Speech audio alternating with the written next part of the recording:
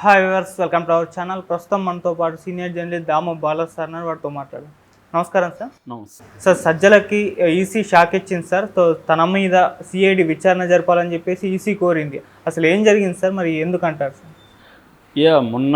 ముందు దీనికంటే ముందు ఏం జరిగింది అనేది చూస్తే అంతకుముందు చంద్రబాబుకి తర్వాత లోకేష్ వీళ్ళ మీద కంప్లైంట్ ఇచ్చారు. Malladi Vishnu sitting MLA Vijayawada central.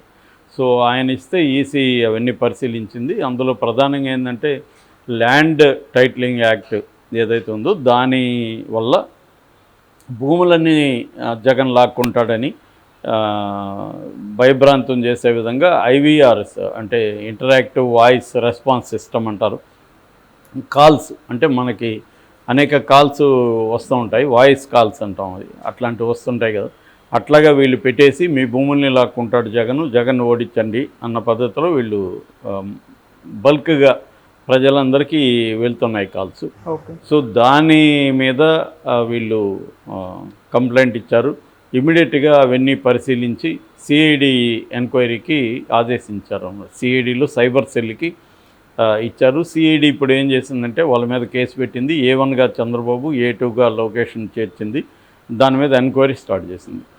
దానికి కౌంటర్గా తెలుగుదేశం వాళ్ళు ఏం చేశారంటే వర్ల రామయ్య వెళ్ళి ఇంకొక కంప్లైంట్ ఇచ్చాడు. అదేంటంటే పెన్షన్లు ఇట్లాగా ఇళ్లలో ఇవ్వకపోవడానికి చంద్రబాబు కారణం అని ఐవీఆర్ఎస్ కాల్స్ వీళ్ళు కూడా సజ్జల రామకృష్ణారెడ్డి వాళ్ళ అబ్బాయి సజ్జల భార్గవరెడ్డి, అతను ఐటీ సెల్కి వైసీపీ ఐటీ సెల్ ఇన్ఛార్జ్ అనమాట. సో తన మీద కంప్లైంట్ ఇచ్చారు. ఇప్పుడు తన మీద కూడా సిఐడిని ఆదేశించారు. అంటే ఇది పోటాపోటీగా అప్పట్లో ఇక్కడ బెదిరించినట్టుగా నీకు సిఐడి ఉంది, నాకు సిఐడి ఉంది, నీకు ఏసీబీ ఉంది, నాకు ఏసీబీ ఉంది, నీకు ఇంటెలిజెన్స్ ఉంది, నాకు ఇంటెలిజెన్స్ ఉంది అని కేసీఆర్ని అప్పుడు చంద్రబాబు బెదిరించాడు కదా. అలాగే ఇప్పుడు కూడా నా మీద సిఐడి చేస్తారా, మీ మీద కూడా చేస్తామని వాళ్ళు. ఎందుకంటే నేను ఇందాక ఒక వీడియోలో చెప్పినాను, అక్కడ ఎవరికి ఏమీ నీతి నిజాయితీ లేకపోతే కోడ్ ఆఫ్ కండక్ట్ ఇవి చేయొచ్చు ఇవి చేయకూడదు అనేది ఏం లేదు. దేనైనా ఉపయోగించుకోవాలనే ఒక డెస్పరేట్ సిచ్యువేషన్ ఇరువైపులా కనిపిస్తుంది. ఇటు వైసీపీలో ఇటు కూటమిలో డెస్పరేట్గా ఉన్నారు ఇద్దరు. ఎందుకంటే ఇద్దరికి కూడా life and death situation. So ఈ క్రమంలో రకరకాల ఆరోపణలు, కౌంటర్ ఆరోపణలు చేసుకోవడం, ప్రచారాలు విపరీతంగా, కోర్టులు చెప్పినా కూడా వినకపోవడం. కోర్టులు వివేకానంద రెడ్డి హత్యను గురించి మాట్లాడొద్దని కడప కోర్టు చెప్పింది, డిస్ట్రిక్ట్ కోర్టు. దాని మీద కూడా హైకోర్టుకి వెళ్ళినా కూడా హైకోర్టు మీరు అక్కడే తేల్చుకోండి వెళ్ళండి అని చెప్పింది. అయినా కూడా కడప కోర్టు తీర్పుని ఎవరూ ఫాలో కావట్లేదు. వివేకానంద రెడ్డి హత్యను మాట్లాడుతూనే ఉన్నారు, జరుగుతూనే ఉంది. అంటే ఏ వ్యవస్థలని కూడా వీళ్ళు గౌరవించదలుచుకోలేదు. ఏ అభ్యర్థి కూడా పట్టించుకోవట్లేదు. ఎందుకంటే డెస్పరేట్ సిచ్యువేషన్లో రెండు క్యాంపులు ఉన్నాయి. గెలిపే ముఖ్యం. అందుకని సర్వ శక్తుల్ని కూడా చూసుకొని ఉన్న ఎన్ని ఆయుధాలు ఉన్నాయి అన్నిటినీ ప్రయోగించి ప్రత్యర్థుల మీద ఏదో ఒకటి చేసి గెలవాలి అన్న ఇది కనిపిస్తూ ఉంది.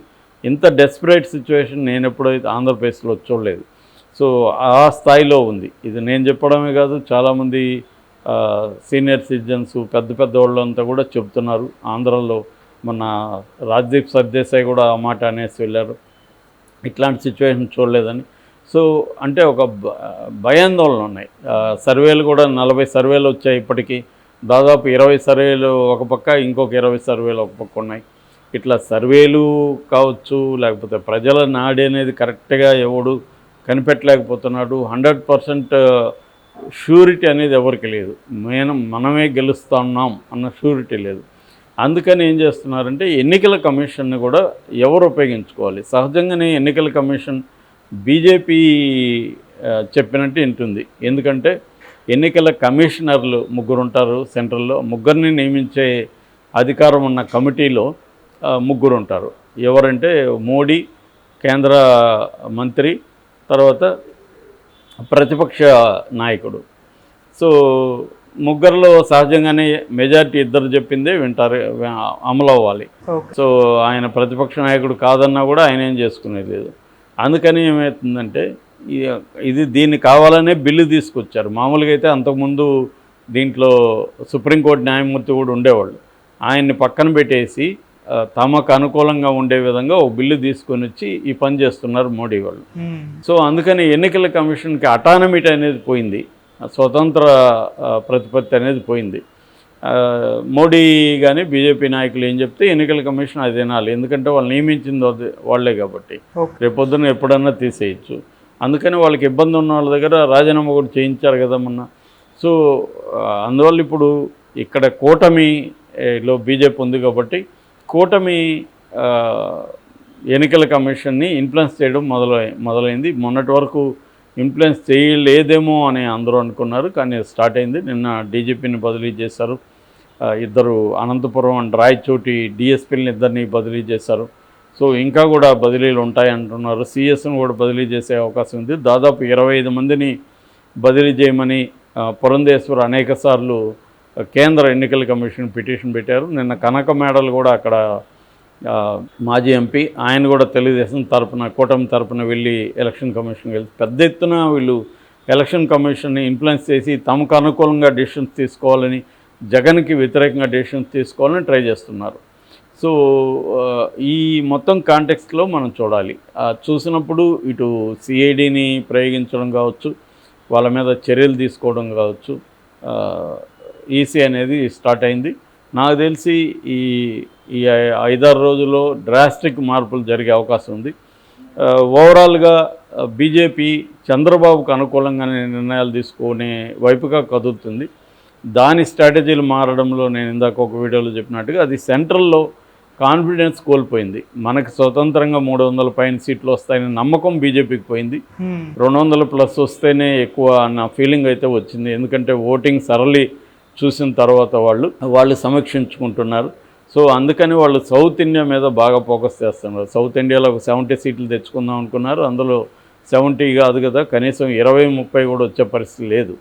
సో అందుకని ఇప్పుడు వాళ్ళ షిఫ్ట్ చేంజ్ అయినట్టు కనపడుతుంది. మొన్నటి వరకు జగన్ని సపోర్ట్ చేసి ఇప్పుడు జగన్ మీద విమర్శలు ఎక్కువ పెట్టడం మొదలుపెట్టారు. ఖచ్చితంగా వైసీపీ కూడా దాన్ని కౌంటర్ చేస్తుంది. మొన్నటి వరకు జగన్తో ఉన్న అనుబంధం పక్కన పెట్టి ఇప్పుడు తెలుగుదేశంకి వెళ్తున్నారు. ఓకే, వెళ్ళొద్దని కాదు, కానీ మొన్నటి వరకు జగన్ చేసిన మీరు చెప్పే పాపాలన్నింటిలో కూడా మీకు కూడా వాటా ఉంది కదా. జగన్ మీరు పర్మిషన్ ఇవ్వకుండా ఎట్లా అప్పు తీసుకున్నాడు? ఒక రాష్ట్రం అనేది ఇష్టం వచ్చినట్టు అప్పులు చేయరు కదా. అది ఖచ్చితంగా కేంద్రం అనేక అనుమతులు ఉంటాయి, అవి ఇవ్వాలి, ఆర్బీఐ ఇవ్వాలి. ఇవన్నీ ఇస్తేనే కదా జగన్ అప్పులు చేశాడు. అట్లాగే జగన్ మాఫియా అని, తర్వాత కుంభకోణాలు జరుగుతున్నాయని, ఇసుక అని, మద్యం అని ఇవన్నీ మాట్లాడుతున్నారు. ఇవన్నీ మీరు ఎందుకు చర్య తీసుకోలేదు? మీకు ఆల్రెడీ పురంధేశ్వరి కంప్లైంట్ ఇచ్చి కూడా చాలా కాలం 6 నెలల పైన అయింది. ఎందుకు మరి దాని మీద కనీసం చిన్న చర్య కూడా తీసుకోలేదు? కాబట్టి క్లియర్గా ఏంటంటే మొన్నటి వరకు జగన్ వైపు ఉన్నారు, ఇప్పుడు హఠాత్తుగా వాళ్ళ దాంట్లో షిఫ్ట్ వచ్చింది. ఏదేమైనా ఇది చంద్రబాబుకి కలిసి వస్తున్నట్టుగా మనకు కనబడుతుంది. ఈ ఎన్నిక బలం చంద్రబాబు వైపుగా పెరుగుతుంది. జగన్ ఏమో గ్రౌండ్ లెవెల్లో వర్క్ చేసుకుంటూ వెళ్తున్నాడు. అంటే జగన్ అంతా కూడా తన పథకాలను నమ్ముకున్నాడు, తనకున్న పోల్ మేనేజ్మెంట్ స్కిల్స్ని నమ్ముకున్నాడు. అటువైపుగా జగన్ వెళ్తున్నాడు. చంద్రబాబు ఏమో అన్ని వ్యవస్థల్ని కమ్ముకుంటూ వస్తున్నాడు. సో మరి ఈ దీంట్లో ఎన్నికల కమిషన్ స్టార్ట్ అయినట్టు కనబడుతుంది. ఎందుకంటే డీజీపీని ఈరోజు బదిలీ చేసింది నిన్న. సో ఇంకా కూడా బదిలీలు చేస్తుంది. ఎన్నికల కమిషన్ మెల్లగా చంద్రబాబుకు అనుకూలంగా మారితే మాత్రం జగన్కి ఖచ్చితంగా కష్టాలు తప్పవు. Okay sir, thank you so much.